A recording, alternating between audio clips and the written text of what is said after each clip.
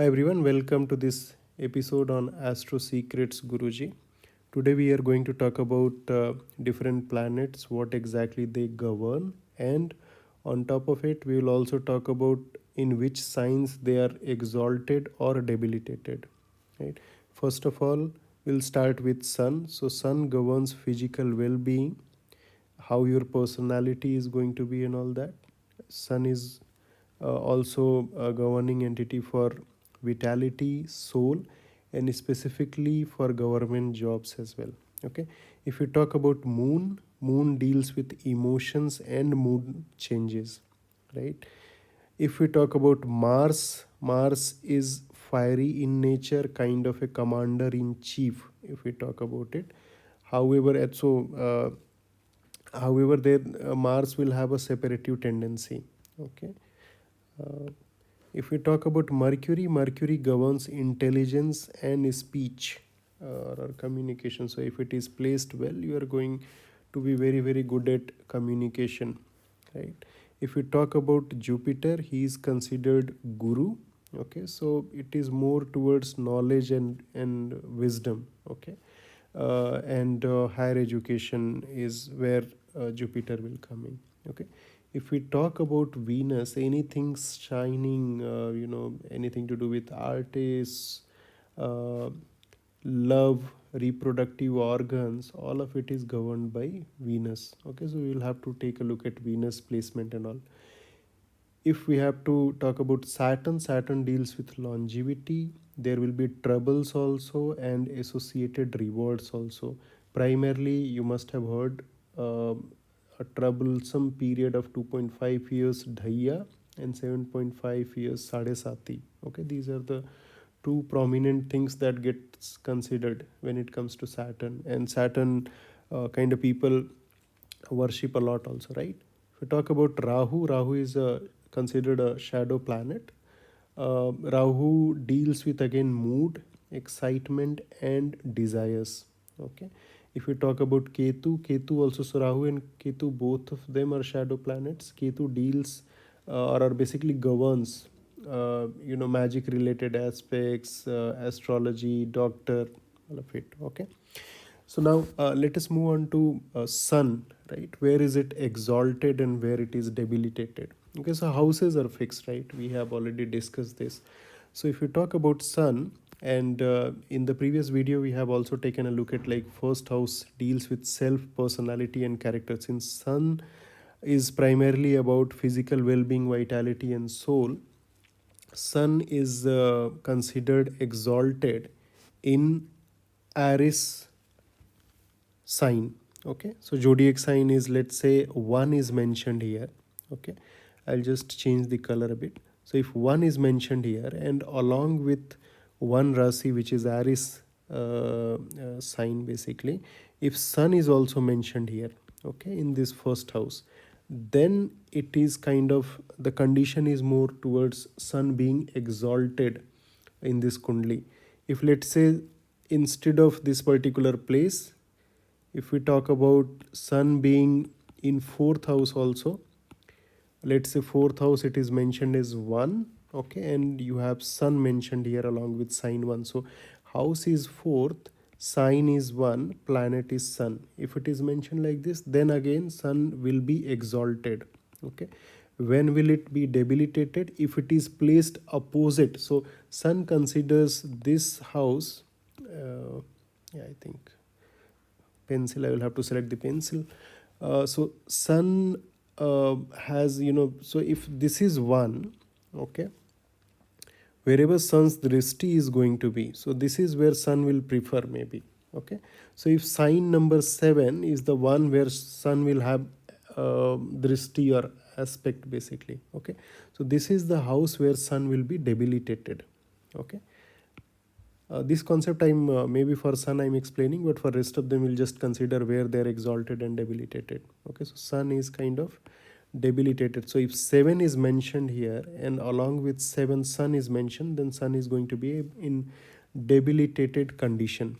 Okay, similarly, instead of this, let's say in house number 10th also, if Sun is mentioned and along with Sun sign is 7, so what do we have here? So house is 10, sign is 7, and planet is sun, right? So if sun is mentioned along with 7, then it is going to be debilitated. Okay, I hope it is clear to you. So I'll just mention it in front of the planet also. Okay, so let's say if we talk about sun, sign number 1 is exalted and sign number 7 is debilitated. Okay, if we talk about moon, then moon is exalted in second. Okay, so this second sign is Taurus, right? So moon is exalted in Taurus sign, but it is debilitated in, so kind of you can, you can add plus 6. 2 plus 6 is what? 8, right? So it is going to be debilitated in sign number 8, which is Scorpio sign, right? Similarly, if let's say if we talk about Mars, Mars is going to be exalted in sign number 10. Okay, and exactly opposite to it, if you let's say sign number 10 you mention here, exactly opposite to it you will have sign number 4, right? You can count it also, or you can add just 6. So 10 plus 6, it will be 16, minus 4 you will have to do. So kind of, so after 12 the counting will again start from 1, right? So it goes till 4. Okay, 1 2 3 4. So Mars is exalted in 10 and debilitated in 4. Okay, if we talk about Mercury, Mercury is exalted in its own sign basically, which is sign number 6, Virgo sign.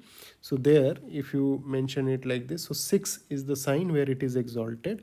6 plus 6, which is the 12th sign where it will have a drishti. How do we do the counting? So this is let's say 1 2 3 4 5 6 7, right? So that is how you count. So seventh sign from where it is currently posited. Okay, so 6 is where Mercury is exalted, and 6 plus 6 12 is where it is debilitated. If we talk about Jupiter, Jupiter is exalted in sign 4, which is Cancer sign. Okay, debilitated in 6 plus 4, sign number 10. Okay, if we talk about Venus, Venus is exalted in sign number 12. Okay, Venus is exalted in sign number 12. This I will mention here on top of it. So 12, and if you count 7 places from 12, so basically you will have to add 6, right? So 6 is where it is debilitated.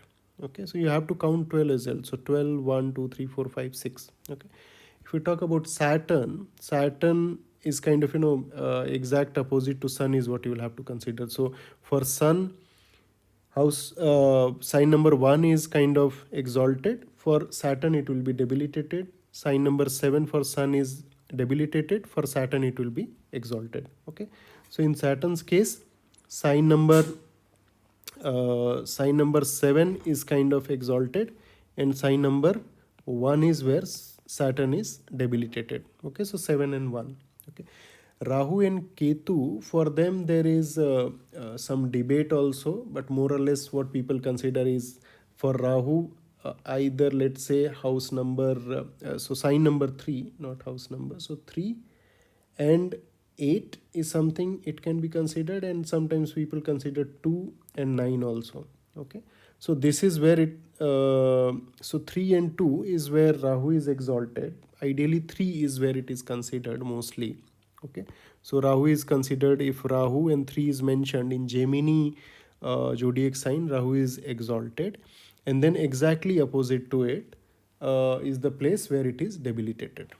Okay, so this will be exactly opposite to this one. So if you count, let's say 7 places, this is where the opposite will lie, the drishti will lie, and therefore 3 by 8 or 2 by 9 is where it is considered basically.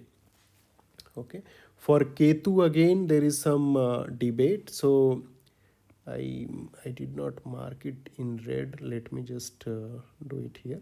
Okay, so for Rahu 3 by 2, or so 3 8 is where it is debilitated, or Sometimes 9 is also considered. Okay, so 3 or 2 where it is exalted, and 8 or 9 is where it is debilitated.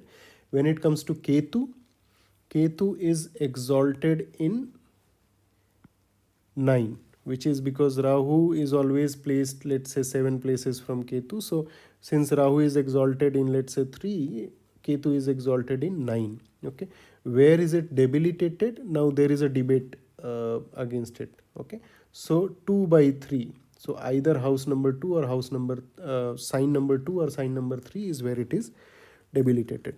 Okay, so now whatever numbers I have mentioned here, please consider it as the sign only. Okay, nothing else. Please do not confuse it with the houses.